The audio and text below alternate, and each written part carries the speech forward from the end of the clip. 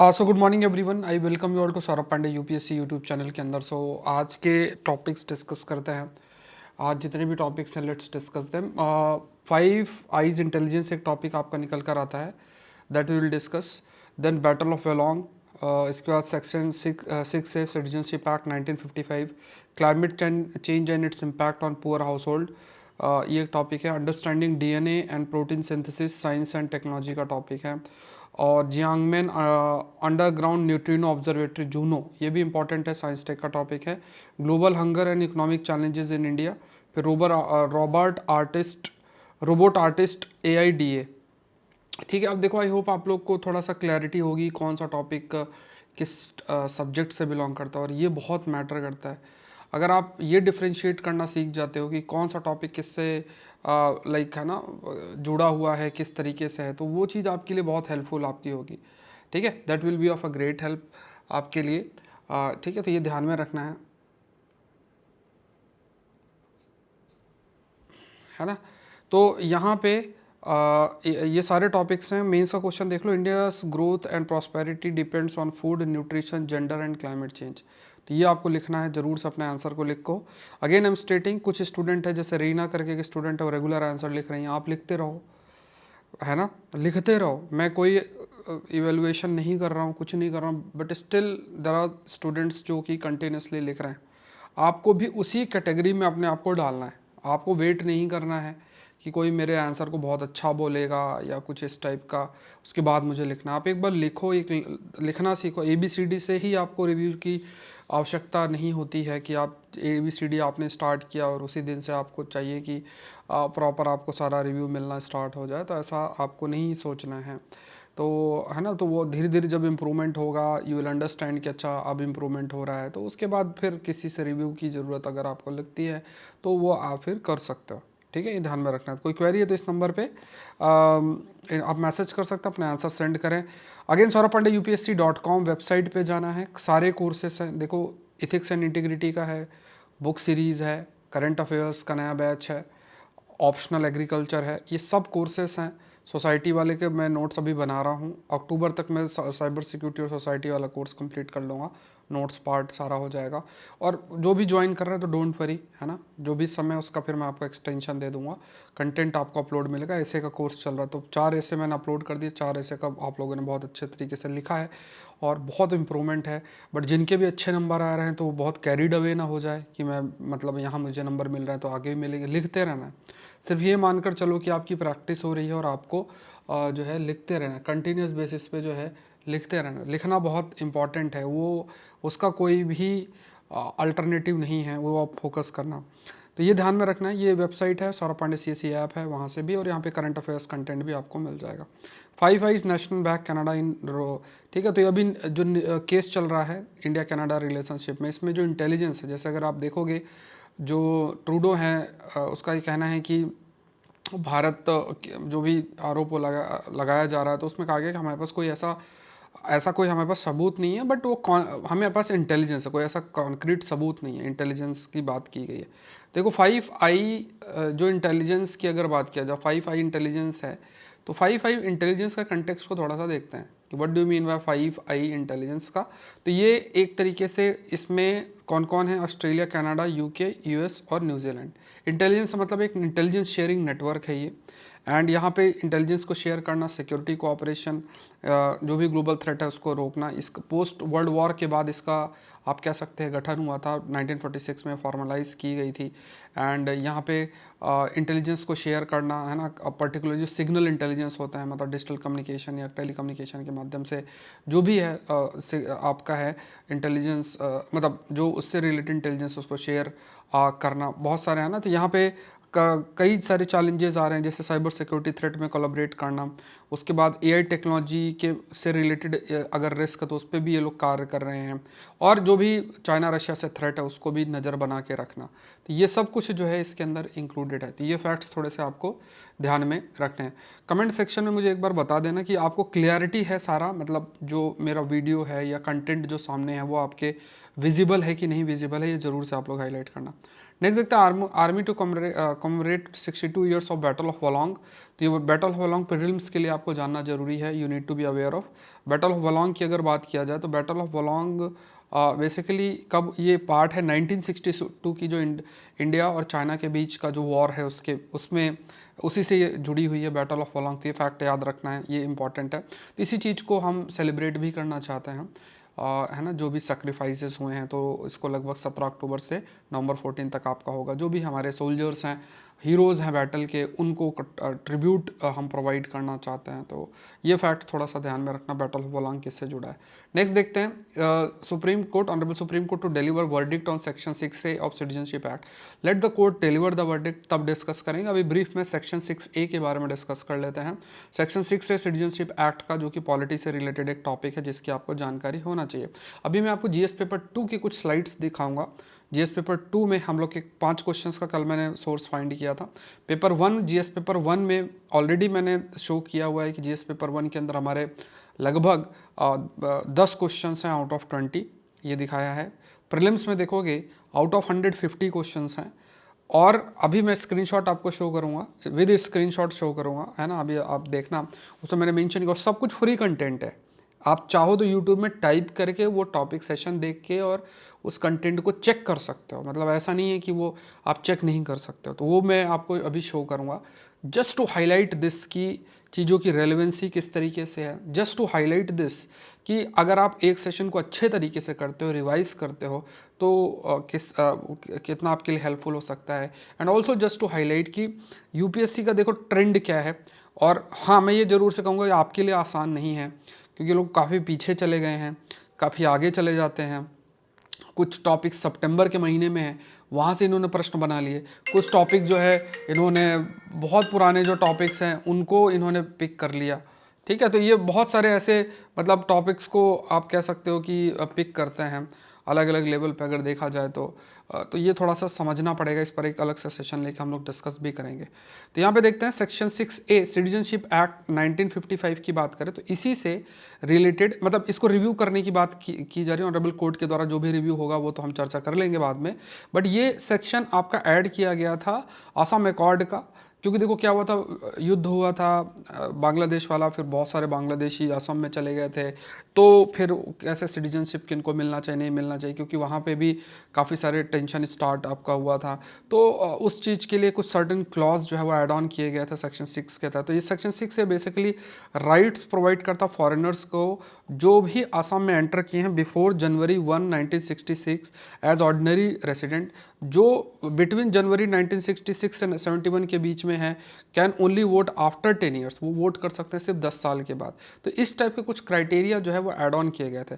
तो section 6A के ऊपर और डिटेल में डिस्कस करेंगे, मतलब मेनली क्योंकि वर्डिक्ट आ जाएगा कोर्ट का तो फिर ज़्यादा बेटर होगा, तब डिस्कस करेंगे।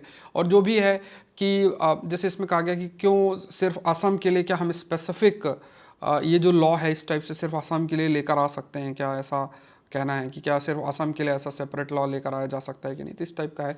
अब देखो ऑनरेबल कोर्ट इस चीज़ को देख के किस टाइप की चीज़ें हाईलाइट करती है वो देखने वाली बात है। नेक्स्ट देखते हैं climate change impact harshest poor farmers, ये है।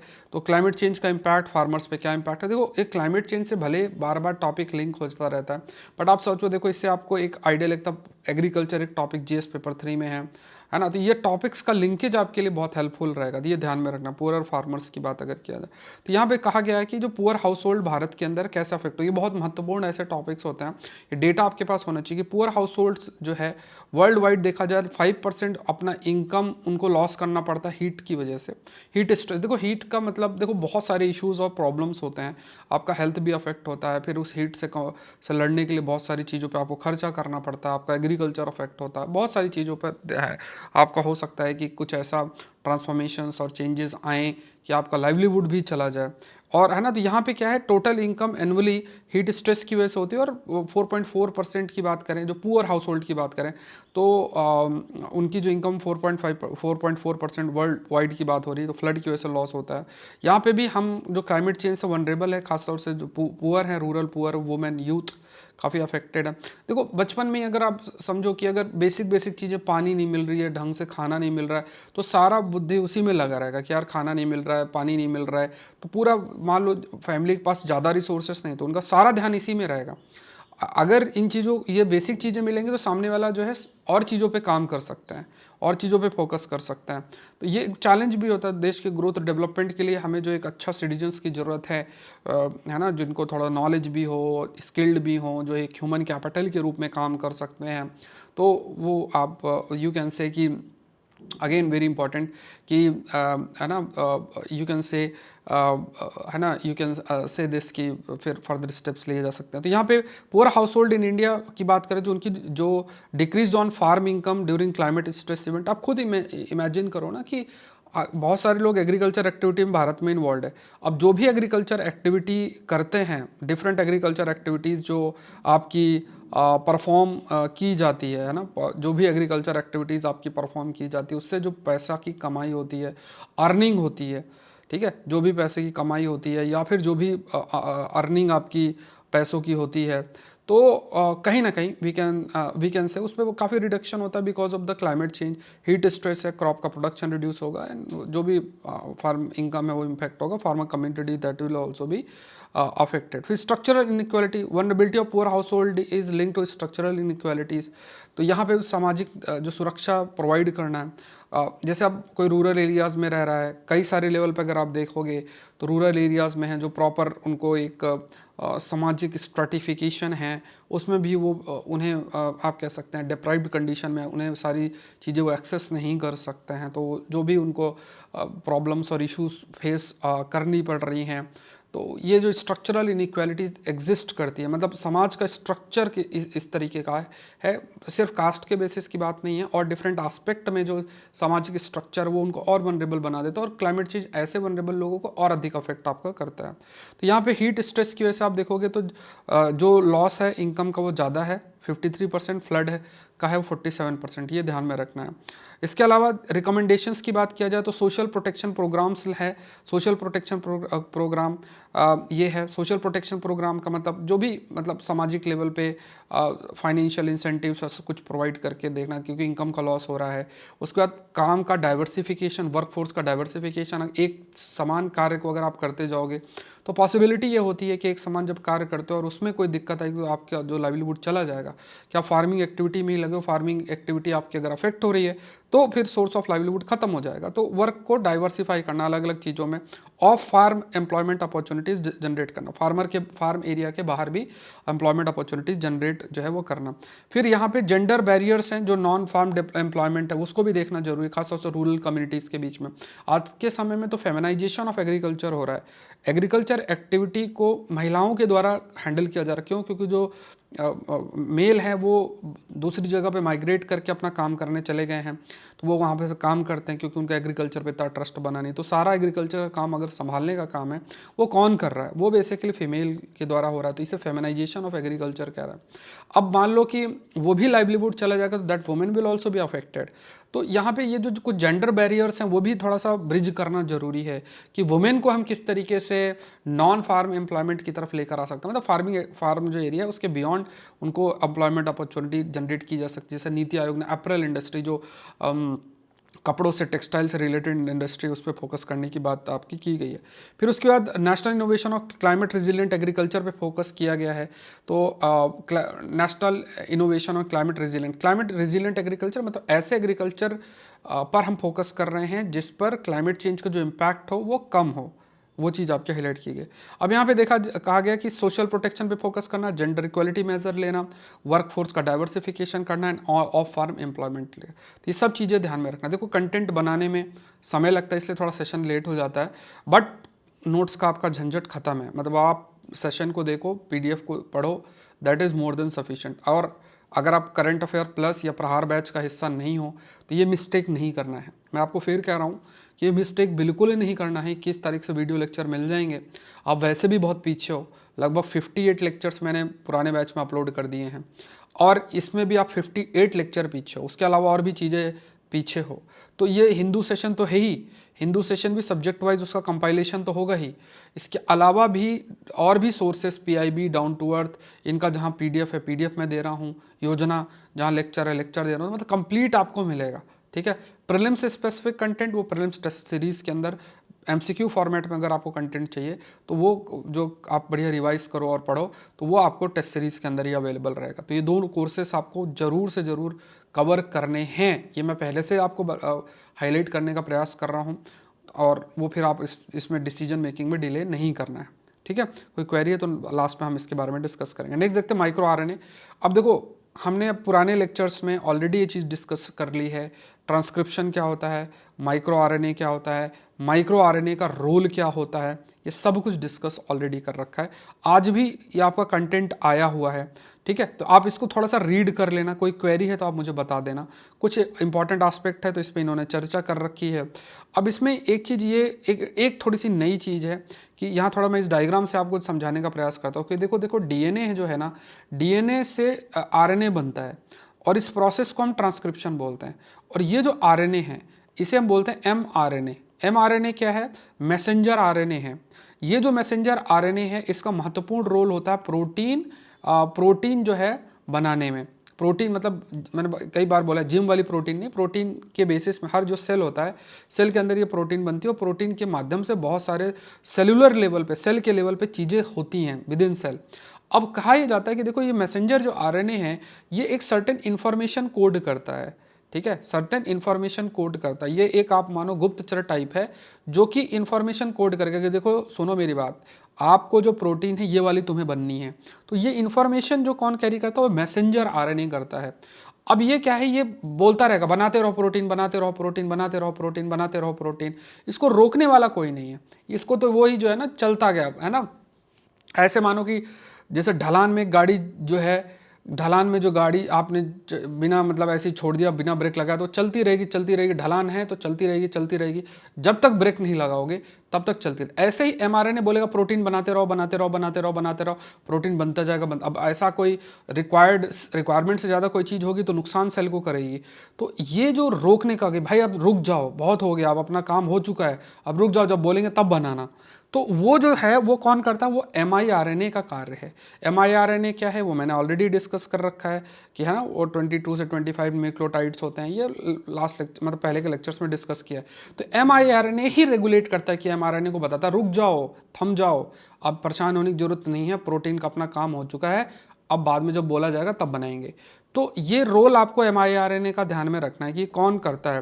तो ये एमआईआरएनए का इस रोल को बहुत बहुत इंपॉर्टेंट है। बाकी चीज़ें आप देखो, इसको रीड कर लेना, ठीक है। ये डायग्राम देखो मैंने ऐड किया हुआ है, ठीक है, तो ये बहुत हेल्पफुल है। देखो थोड़ा टाइम लगता है हमारे कंटेंट को देने में मुझे थोड़ा सा, और इस सब में आपको फ्री कंटेंट दे रहा हूँ, है ना। और मैंने पहले भी कहा है अगर आप यूट्यूब में चाहो पूरा सर्च करके देख लेना, पूरा सर्च करके देख लेना, और आज का न्यूज़पेपर है तो आप चाहो तो देख सकते हो। और कंटेंट भी इस तरीके से है कि आपको नोट्स बनाने का ज़रूरत इतना नहीं है, आप अपना पढ़ाई करो, that is more than sufficient. तो एक तो ये ध्यान में रखना, और प्लस रेलेवेंस है। अभी मैं लास्ट में आपको दिखाऊंगा कि अभी पेपर 2 के मैंने 5 क्वेश्चन के सोर्सेस से आइडेंटिफाई किया है कि यूट्यूब में लिए गए सेशन जो कि फ्री सेशंस हैं उनसे कितना यूपीएससी ने प्रश्न पूछा हुआ है, मतलब उस तरीके का कवरेज आपको कराया जा रहा है। अब देखो वो माइंडसेट है हमारा कि हम उसे करना चाहते हैं कि नहीं करना चाहते हैं। मैं बार बार ऐसी बातें इसलिए कहता हूँ कि आप कभी भटक ना जाओ, कभी कोई दिमाग में अरे ये समझ में नहीं आ रहा है, अरे बहुत कॉम्प्लेक्स है, अरे बहुत सारे नोट्स हो गए, उसके चक्कर में आप क्या करोगे, कुछ शॉर्टकट ढूंढना शुरू कर दोगे। उस शॉर्टकट के चक्कर में आपका ज़िंदगी में पूरा जो 10 साल बीत जाएंगे, एग्ज़ाम नहीं क्लियर होगा, ठीक है। हम लोग भी गलती करते थे, इसलिए मैं आपको इस चीज़ को बताना चाह रहा हूँ कि कहीं से भी पढ़ो, ऑथेंटिक पढ़ो। किताब पढ़ते हो तो ऑथेंटिक किताब पढ़ो, कोई नोट्स के चक्कर में नहीं पढ़ना है। जो चीज़ पढ़नी है, जैसे किसी चीज़ का शॉर्ट नोट्स है तो ठीक है, अलग बात है, बट ऑथेंटिक सोर्सेस पढ़ो जहाँ पे है। जैसे पॉलिटी है जो कई मैंने बुक सीरीज़ के अंदर बता रखी, उन चीज़ों को पढ़ो। थोड़े बहुत वीडियो लेक्चर देखा उस चीज़ का, फिर बुक पढ़ लो, लेकिन बुक पढ़नी है। न्यूज़पेपर की चीज़ें हैं, उन न्यूज़पेपर से ही कवर होंगी। ये कोई कंपाइलेशन है और इनके चक्कर में नहीं पढ़ना। अगर आपको पढ़ना भी है, रीड कर लो, 15 दिन लगेंगे। किसी भी कंपाइलेशन मार्केट में जो मिलता है अगर आपको उसको पढ़ना 15 डेज़ के अंदर हो जाएगा, लेकिन न्यूज़पेपर 15 डेज़ में नहीं होगा। उसको तो आपको अगर 1.5 साल है तो 1.5 साल देना पड़ेगा। रोज़ अपने पढ़ाई का अपना हिस्सा बना। अब आपका देखो, आपको सेशन देखना ही तो है, सेशन देखो, अपने PDF है उससे पढ़ लो। इसको तो कोई ऐसा कोई चार्ज नहीं है ना, मतलब फ्री में सब कुछ मिल रहा है, पढ़ना आपको है, ठीक है। लाइक बटन आप जरूर से प्रेस करना। तो यहाँ पे ये देखो माइक्रो आरएनए है, यहाँ पे या mRNA को टारगेट करता है, उससे बाइंड करता है और इससे फिर आपका प्रोटीन सिंथेसिस को रोका जाता है, मतलब mRNA का जो कार्य है उस पर थोड़ा सा रोका कहा जाता है।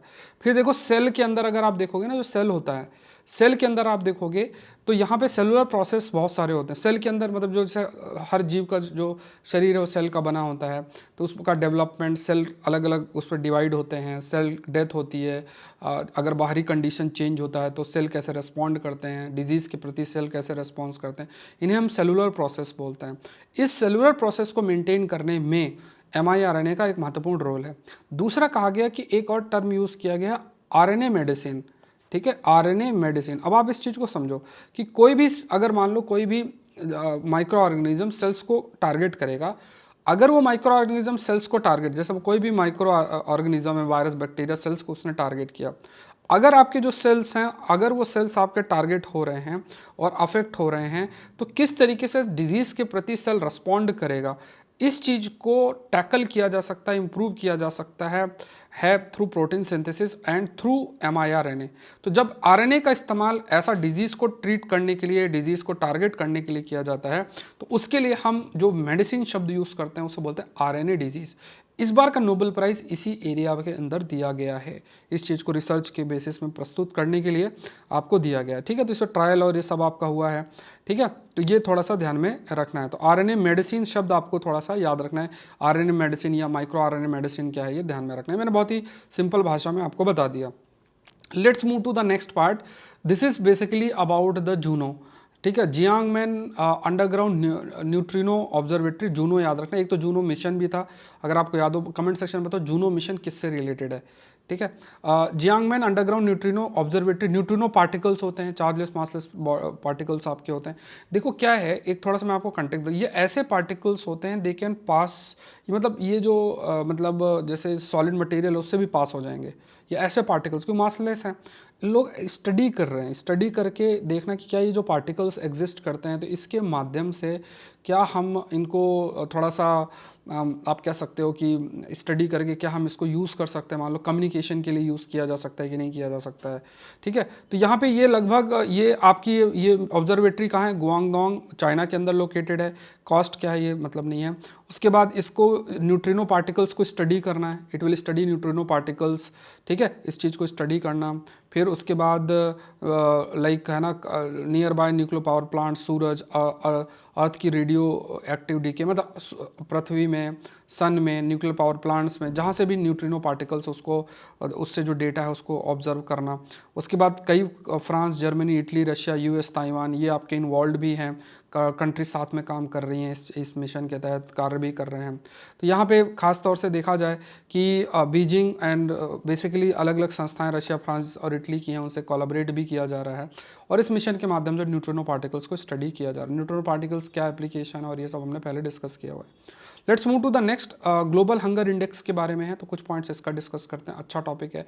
जीएस पेपर 2 हंगर से रिलेटेड टॉपिक्स फ्रेम होते हैं, जीएस पेपर 1 पॉवर्टी और हंगर से रिलेटेड भी पेपर टॉपिक फ्रेम होते हैं, तो ये ध्यान में रखना है। तो यहाँ पे देखते हैं हंगर की बात किया जाए तो भारत में बहुत ज़्यादा अंडर नरिश्ड पॉपुलेशन है, अप्रॉक्सीमेटली 200 मिलियन। इफैक्ट आप अपने डेटा वाली डायरी में नोट कर लो इसको। इंडिया की जो रैंकिंग है 105 है 2024 की ग्लोबल हंगर इंडेक्स में है, तो ये बहुत आप कह सकते हो सीरियस कंसिडरेशन है, तो इस पर हमें काम करना पड़ेगा। इसके अलावा देखो क्लाइमेट चेंज की वजह से फूड सिक्योरिटी जैसी प्रॉब्लम्स अगर हम फेस करेंगे तो वो अलग से हमारे लिए एक प्रॉब्लम जो है वो अराइज हो सकता है। तो इसको हम कैसे इन ऐसी प्रॉब्लम्स को मीट करते हैं, that has to be seen, इस चीज़ को भी देखना ज़रूरी है। फिर उसके बाद इकोनॉमिक डिस्पैरिटी भी है, एग्जिस्ट आपकी करती है। इकोनॉमिक डिस्पैरिटी में तो कुछ लोग बहुत कमा रहे हैं, कुछ लोग बिल्कुल नहीं कमा रहे, तो इकोनॉमिक डिस्पैरिटी बहुत है। तो लगभग आप कह सकते हैं कि भले हम फास्ट ग्रोइंग इकोनॉमी है बट पर कैपिटा इनकम की बात करें वो ज़्यादा नहीं है, हमें है ना डॉलर 2485 है, ग्लोबल एवरेज लगभग इतना है 13,920 है, तो इस पर हमें थोड़ा सा देखना पड़ेगा। ऑल दो हमारी पॉपुलेशन भी बहुत है। फूड इन्फ्लेशन की बात किया जाए तो उस पर भी बढ़ा है, अभी देखो टमाटर के प्राइसेस हाई हो रखे हैं। तो यहाँ पे ये चीज़ें और प्रॉब्लम्स क्रिएट कर सकते हैं, जैसे जैसे वेदर इवेंट्स हैं, एक्सट्रीम वेदर इवेंट्स हैं, मतलब क्लाइमेट चेंज जैसी प्रॉब्लम्स जो है जैसे जैसे होती जाएंगी तो फूड का प्रोडक्शन अफेक्ट होगा, इससे महंगाई बढ़ेगी, युद्ध की स्थिति है, इससे ऑयल प्राइस मान लो अभी न्यूज़ आई कि ईरान का जो ऑयल रिफाइनरी है उसमें आग लग गई, अब किसने लगाई पता नहीं, अब ऑयल प्राइस बढ़ गए, ऑयल प्राइस मान लो बढ़ गए तो उससे फिर जो ट्रांसपोर्टेशन कॉस्ट बढ़ेगा, ट्रांसपोर्टेशन कॉस्ट बढ़ेगा तो उसमें जो चीज़ें जा रही हैं उसका कॉस्ट भी अपने आप बढ़ जाएगा, तो उसमें आपका फूड इन्फ्लेशन भी हो सकता है। फूड प्रोडक्शन की बात किया जाए तो हमने रिकॉर्ड फूड प्रोडक्शन लगभग 332 मिलियन टन्स की बात किया जाए है, तो यहाँ पे राइस और वीट जम के प्रोड्यूस हमने किया है।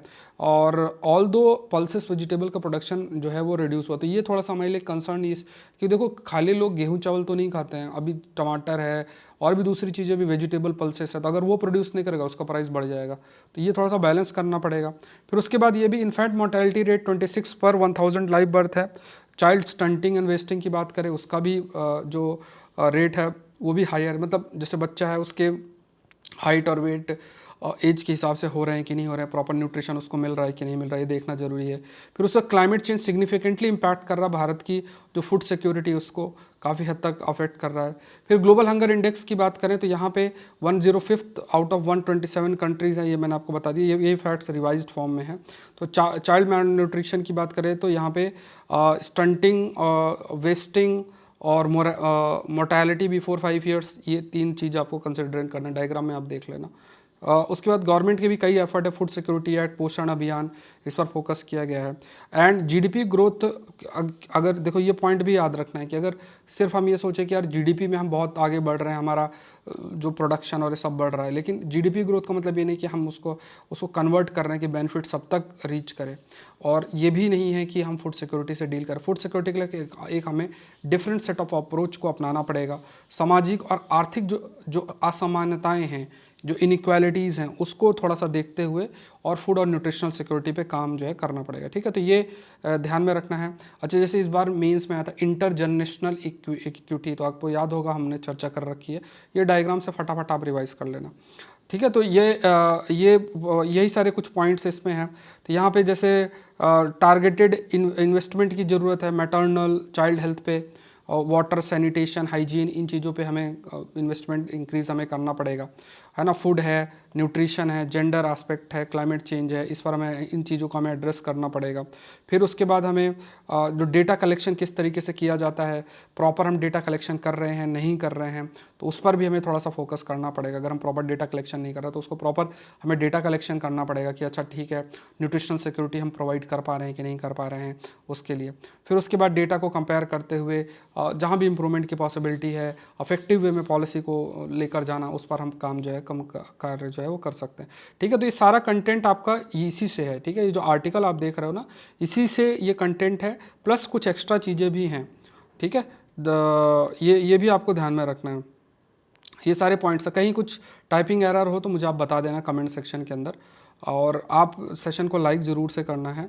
रोबोट आर्टिस्ट ए आई डा आप याद रखना, रोबोट आर्टिस्ट है ये, जैसे इमेज देख सकते हो, ठीक है। फैक्ट याद रखना है। चलो मैं आपको थोड़ा सा दिखा देता हूँ। ये जीएस पेपर 2 के सोर्सेस हैं। जीएस पेपर 2 के अंदर 5 क्वेश्चंस के अभी मैंने टॉप 5 के ही देखे हैं, 20 के 20 दिखाऊंगा, और I will show you more than 15 question sources जो सेशन से आए हैं, ठीक है। और सब कुछ फ्री प्लेटफॉर्म में अवेलेबल है। फ्री प्लेटफॉर्म में ऐसा नहीं कि आपको कहीं देखना पड़ेगा, फ्री प्लेटफॉर्म में है। जहाँ पे ऐप में क्लासेस हैं तो वो भी मैं आपको दिखा दूंगा। जैसे एआरसी रिपोर्ट से इन्होंने 2 प्रश्न बनाए हैं जीएस पेपर 2 के अंदर, जैसे वो ट्रस्ट वाला था ना, वो चैरिटेबल ट्रस्ट आई थिंक कोई प्रश्न है, वो एआरसी रिपोर्ट है, सोशल कैपिटल, वहाँ से प्रश्न बनाए हैं, ठीक है। तो ये चीज़ें थोड़ा सा आप अगर सीख लो ना कि यार मेरे को एक न्यूज़पेपर अच्छे से पढ़ना, बट हाँ ये मैं ज़रूर से कहूँगा कि इन्होंने बहुत पीछे चले गए, ये 2021 तक गए हैं। अब आप तो नहीं 2021 तक कर रहे हो, अब इसमें हम लोग का टीचर का जिम्मेदारी है कि ऐसे टॉपिक्स का कंपाइलेशन क्रिएट किया जाए और न्यूज़पेपर के कंटेक्स्ट में, और वो आपको प्रोवाइड किया जाए कि आप उसको रीड कर सको। मैं भी प्रयास करूँगा, क्योंकि ये तो कह देना आसान है कि देखो यहाँ से आया है, लेकिन अगर मैं एज ए एस्पिरेंट और स्टूडेंट की बात करूँ तो वो 3-4 साल का न्यूज़पेपर का कंटेंट नहीं कर पाएंगे, ठीक है। ये आई अंडरस्टैंड दिस थिंग, तो अब मैं इस पर प्रयास करूँगा, लेकिन फिर भी मैं आपको सोर्सेज दिखाना चाहता हूँ, क्योंकि आप ये देखोगे ना कि बहुत ज़्यादा ऐसा स्प्रेड किया जाता है बहुतों के द्वारा कि देखो ये किताब सफिशिएंट नहीं है, वो किताब सफिशिएंट नहीं। भाई किताब जो स्टैटिक के लिए वो सफिशिएंट है, और उसके एडवांस टॉपिक आपको न्यूज़पेपर के माध्यम से सब्जेक्ट वाइज कवर करना है।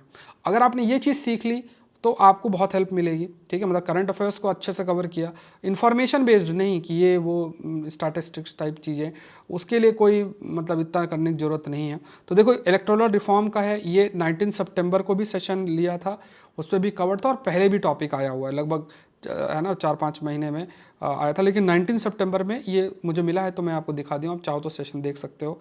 इसके बाद लोक अदालत वाला टॉपिक मैं आपको दिखा देता हूँ, क्योंकि मैं पहले दूसरे संस्थान में था तो मैं यहाँ पे स्क्रीनशॉट शेयर नहीं कर सकता, बट आप चाहो तो यूट्यूब में टाइप कर लो Hindu analysis by Saurabh Pandey sir, 8 अप्रैल 2021 का सेशन देखना। इसमें पूरा लोक अदालत जो क्वेश्चन पूछा है ना वो एक्सप्लेन्ड है, ठीक है। ये पूरा स्लाइड देखोगे, पूरी स्लाइड में कंटेंट कवर्ड है, और ये फ्री में है, अगर वो वीडियो प्राइवेट नहीं किया होगा तो ये लोक अदालत का, ये स्क्रीनशॉट मैंने आपको शो किया हुआ, ये देख सकते हो आप पूरा, ठीक है। उसके अलावा आप देख लो पार्लियामेंट्री सुप्रीमेसी वाला क्वेश्चन, 14 जनवरी 2023 का सेशन, आप यूट्यूब में टाइप करो the Hindu analysis by Saurabh Pandey 14 जनवरी 2023। तो यहाँ पे एक मतलब बेसिक कैबिनेट सिस्टम और पार्लियामेंट सुप्रीमेसी पे प्रश्न, बेसिकली लेजिस्लेचर और एग्जीक्यूटिव की डिबेट पर प्रश्न है। इसमें एक तो गवर्नेंस इन इंडिया किताब है, वहाँ से भी कुछ कंटेंट मिलता है, लेकिन अगर आप चाहो तो ये आर्टिकल से आंसर हो जाएगा, और जो मैंने डिस्कशन किया है वहाँ से काफ़ी हद तक आपका जो है चीज़ें कवर्ड आपकी हो जाएंगी, ठीक है। आप चाहो तो देख लेना उस चीज़ को।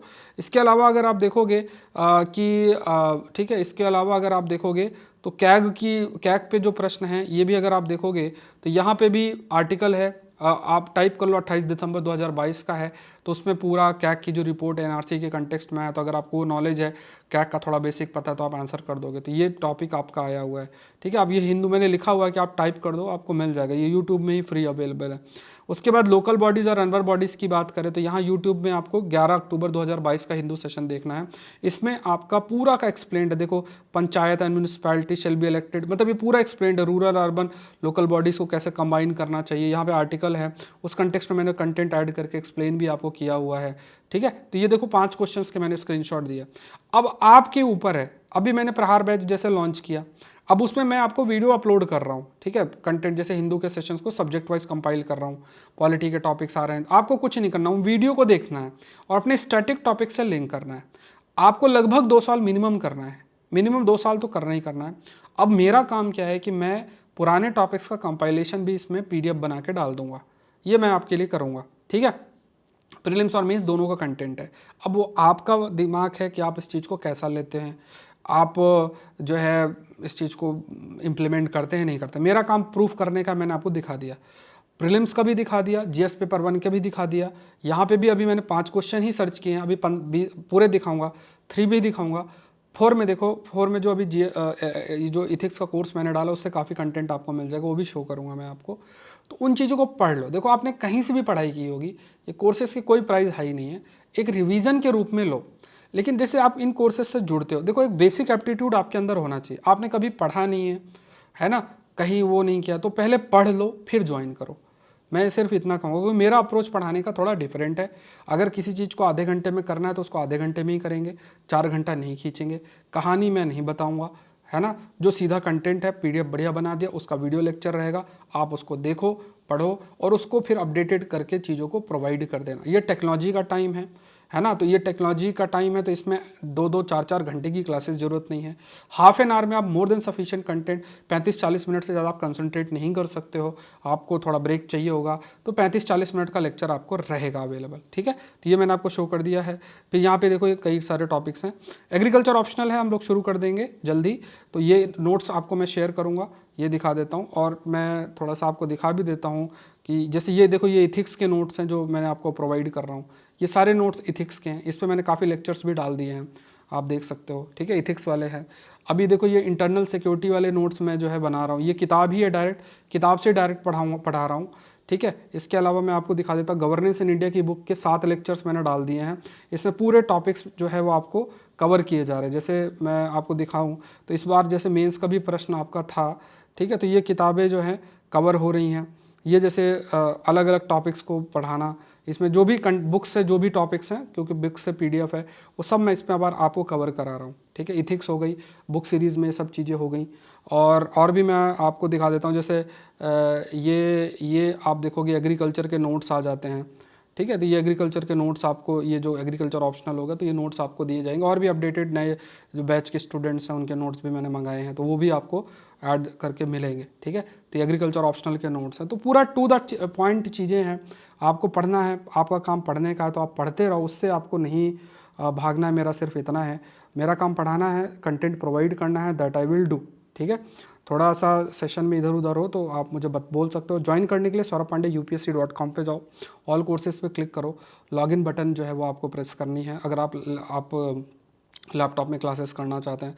ये प्रहार बैच है, अल्टीमेट बैच है। अभी 5 क्वेश्चन का स्क्रीनशॉट शो किया, और इसमें इस बार का ट्रेंड मैंने पीआईबी का भी देखा, प्रीलिम्स में योजना के देखो जनवरी, फरवरी, जुलाई, अगस्त, इनका मैंने नोट्स बना लिए। देखो आपको भी पता है कि टॉपिक बनाने में टाइम लगता है। योजना का ऐसा है कि उसमें कोई पीडीएफ ही नहीं मिलता, इमेज मिलती है। तो पहले इमेज है, उसका कंटेंट को एक्सट्रैक्ट करो, फिर उसको पढ़ो, फिर समरी बनाओ, ये सारा चीज़ होता है। तो एक को बनाने में भी मतलब 15, 20, 25 दिन लग जाता है। ठीक है, तो ये है। पीआईबी का भी मैं पूरा पढ़ के 15 दिन का फिर नोट्स बना दिए, पढ़ लो डायरेक्ट, उसमें इन्फॉर्मेशन होती है, उसमें पढ़ाने का तो मुझे नहीं लगता कुछ है। कहीं कोई कॉम्प्लेक्स टॉपिक है तो कर दूंगा। physics.org डाउन टू अर्थ में पढ़ाने का है, तो उसके जो भी कंटेंट होगा उसके वीडियो लेक्चर्स रहेंगे, मेंस क्वेश्चन आपको साथ में रहेगा। तो ये सब कुछ आपका प्रहार बैच के अंदर है, इसको मिस नहीं करना है। 21 तारीख से आपको वीडियोज़ मिलना शुरू हो जाएंगे। टेस्ट सीरीज़ का वेट नहीं करना है, सोना नहीं है। फिर मैं कह रहा हूँ, इस पर भी मैंने प्रीलिम्स के, स्पेसिफिक प्रीलिम्स के एमसीक्यू फॉर्मेट के लगभग 300-350 पेज के नोट्स डाल दिए, 7 सेट डाल दिए, और हमारे 2 टेस्ट हो चुके हैं, टोटल 30 टेस्ट है। बाकी लोग अभी सो रहे होंगे, दो टेस्ट लोगों दे चुके हैं, और वो 700 पेज लगभग देख लेना कितने पेज होंगे, 300, 400, 500 जो भी पेजेस होंगे, मैंने काउंट नहीं किए। तो ये है, इस उसके मैं काफ़ी सारे सेट आपको दूंगा कंपाइल करके। लगभग सेट्स को लगभग हम लगभग मानकर चलो कि 2024 जनवरी से और थोड़ा 2-3 महीना पीछे का पूरा कंटेंट से पूरा आगे तक कवर करेंगे। ठीक है, लगभग 1.5-2 साल का मैं कवरेज रखूंगा, मतलब ये मानकर आप चलो। ठीक है, तो ये इसको भी मिस नहीं करना है। ऐसे का कोर्स चल रहा है, तो ये सब कोर्सेस आपके चल रहे हैं। सौरभ पांडे सीएससी ऐप आप डाउनलोड कर सकते हैं। टारगेट मेंस की बात करें तो ये क्वेश्चन आप देख लो, अपने आंसर जरूर से सेंड करें Saurabh Pandey UPSC telegram channel पे।